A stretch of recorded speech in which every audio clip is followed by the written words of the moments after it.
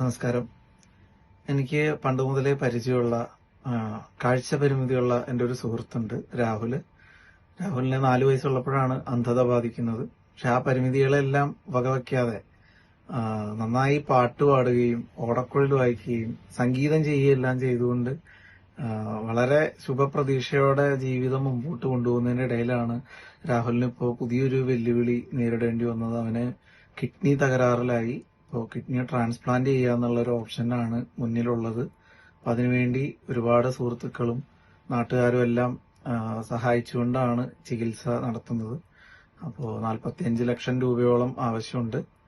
അപ്പോൾ നമ്മളെ കൊണ്ടൊക്കെ കഴിയുന്ന പോലെ എല്ലാവരും എന്തെങ്കിലും സഹായം ചെയ്യണമെന്ന് ഞാനും അഭ്യർത്ഥിക്കുകയാണ്.